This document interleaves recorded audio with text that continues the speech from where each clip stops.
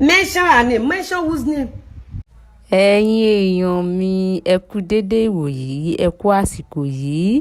Lónìí ẹ farabalẹ̀ kí ẹ gbọ́ nǹkan tí Lizzy Anjorin sọ nínú fídíò yìí, nítorí nínú fídíò tí ẹ ń wò yìí lẹ́ ó ti máa gbọ́ bí Lizzy Anjorin ti sọ ọ̀pọ̀lọpọ̀ ọ̀rọ̀ nípa Ìyábọ̀ Òjó. Ẹ̀yin èèyàn wa, ẹ farabalẹ̀ kí ẹ wá nǹkan fìdílé, kí ẹ gbọ́ àwọn àṣírí èyí tó ń bẹ nínú fídíò yìí. Ǹjẹ́ ẹ ti ṣetán láti gbọ́ àwọn ọ̀rọ̀ tí ó ṣẹlẹ̀ nínú fídíò tí ẹ ń wò yìí? Ẹni tó ń wá escape route, ẹ ní ọpọlọ, ẹ ní làákàyè, orí yín ti dàrú. So if I now mention her name, wọ́n wá lọ yẹgi fún yín, àbí wọ́n máa pa yín, ẹ ti ṣí èrè. One thing tí mo notice ni pé ẹ gbọ́n, ẹ wà intelligent, ẹ smart. So if you now mention her name, ẹ wá lọ kú, wá gba lọ́yà má gba lọ́yà. Tá bá kúrò níyàn tún lọ sápìl, tá bá kúrò lápìl á lọ supreme, ẹ ti ṣí èrè. Simple thing. ẹ lè communicate níbi tẹ́ gọ̀dé. So I should mention her name so that wọ́n jẹ́ pé wá pọ̀, wọ́n parí ìjà fún wa tí bàbá Angel á gbé olórí burúkú yín ló dẹ̀ ń pariwo justice. So now tán bá parí ìjà fún wa, báwo ni ọmọ tó kú yẹn ṣe fẹ́ rí justice?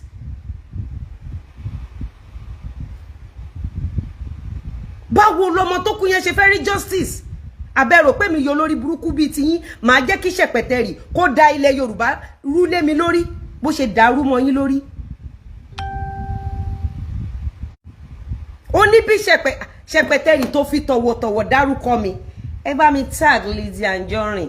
Ẹ gọ̀ ni, ẹ smart ni, ẹ ya wèrè ni.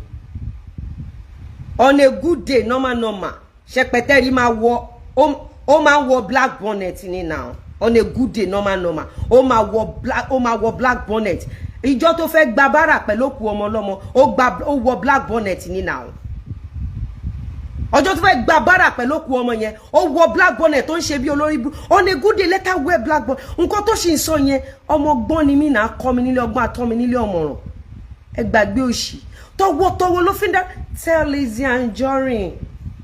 I mention Lizzy Anjorin lizard. Gbogbo nǹkan tó ń sẹ̀tì kalẹ̀ yẹn, Ṣẹ̀pẹ̀tẹ̀rì awo ti ya mọ́ ẹ lórí. Gbogbo ayé ti mọ̀ pé lórí burúkú ẹ̀dá ni ẹ́. For you láti come out láti sọ wípé mention my name, ó fi hàn wípé ìwọ ló ń ṣọ́ gbogbo ògo ilẹ̀ Yorùbá mú. Ìwọ ló lórí burúkú tó ń ṣọ́ gbogbo ògo ilẹ̀ Yorùbá mú.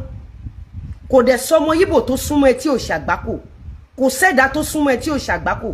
Ẹni tó bá wà highly intelligent á mọ̀ pé bàbá olórí burúkú ni ẹ́. Awọkáwọ òbòsù lẹ́lẹ́. Ó mọ iye èèyàn tó búlì mí, ó mọ èèyàn tó stage show fún mi ni. That single ọ̀rọ̀ tó sọ yẹn, má máa rò pé iye èèyàn tó wá wù ẹ́ wọ́n like ẹ́. No. Àti ní ọ̀pọ̀lọpọ̀ èèyàn tó ní ọpọlọ tí wọ́n smart, tó wà highly intelligent lórí social media. Gọ́nà ìwòye last year ló máa lọ fi orí burúkú Gistlover awáyé má ṣe rere ẹ̀yẹn. Tó máa fi búlì àwọn èèyàn. Gbogbo wa ti mọ̀ pé wọ́n ló ní. Ìwọ ló ní Gistlover. Ṣẹ̀pẹ̀tẹ̀rì orí ìyá ẹ ti dàrú. Ṣọ̀pọ̀ kéku ìyá ẹ lọ́nà ọ̀run, ṣíyan láyé gbọbẹ̀ nídẹ̀nà ọ̀run. Ìyá olórí burúkú, orí ìyá ẹ bí orí àwo sóbí. Ìyá òfò ìyá ẹ̀sìn, ìyá yẹn ń wù ẹ tó fi di demon.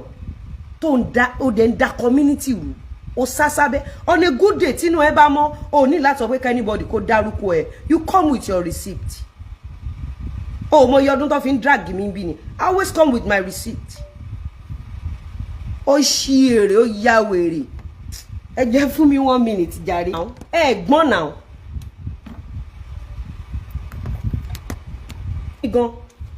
So simple logic wípé she want me to keep quiet. She doesn't want me to expose her further. And she doesn't want anybody to stand for Baba Angel. And ẹ̀yin náà lẹ tún jáde síta. Tẹ́ sọ pé ẹ fẹ́ justice. Nígbà tó ń sọ pé wọ́n dó ọmọ ẹ̀, tí wọ́n ní ìhòhò ọmọ ẹ̀ wà ń ta. Ṣẹ̀pẹ̀tẹ̀rì ò ṣe sọ pé kọ́mọ ẹ̀ dákẹ́.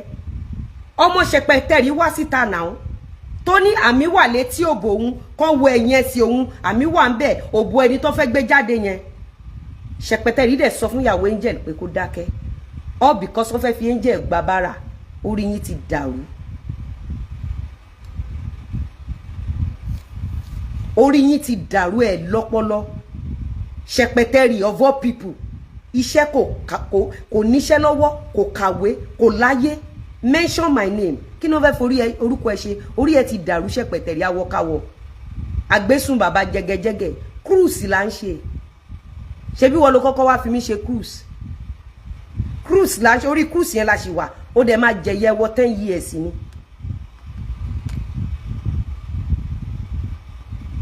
ó yà ẹ mention my bó ṣe máa sọ pé mention who are you who the hell are you ó jẹ́ commissioner ni àbò jẹ́ chairman local government àbíta ni ẹ ìwọ játijàti ìwọ jálajàla the only achievement tó ní òun náà ni pé o polórin o wá ṣe housewarming rented house and you are pained because o rówó gbà mọ́ ebi ń pa ẹ́ kò dẹ̀ sẹ́ni tó ń san ransom mọ́ o rí pé o lè get over Agbádéwọ̀lú ni o lè get over Agbádéwọ̀lú o lè get over MC Olúọmọ o lè get over MC Olúọmọ ṣé MC Olúọmọ nìkan ló lọ party tán ṣe níjẹta you can't get over that man because ó dùn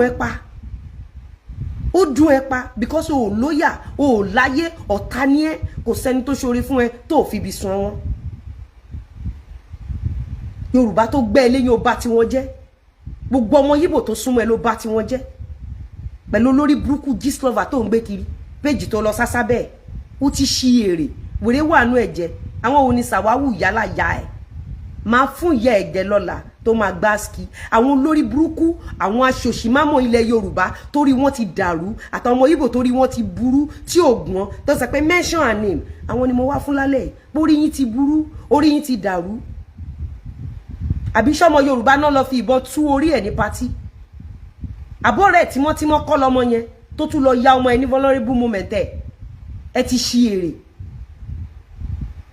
mention her name so tẹ́ bá ti wá mention orúkọ ẹ̀ yẹn wọ́n wá gbé yín lọ execution ground àbí mo ń béèrè ni pé tẹ́ bá ti mention orúkọ wọ́n gbé yín lọ sí execution ground lórí yín ti dàrú òun nìyá ṣe ń jẹ yín òun lẹ̀ ṣe gbọ́n ẹ ti ṣí èrè orí yín ti dàrú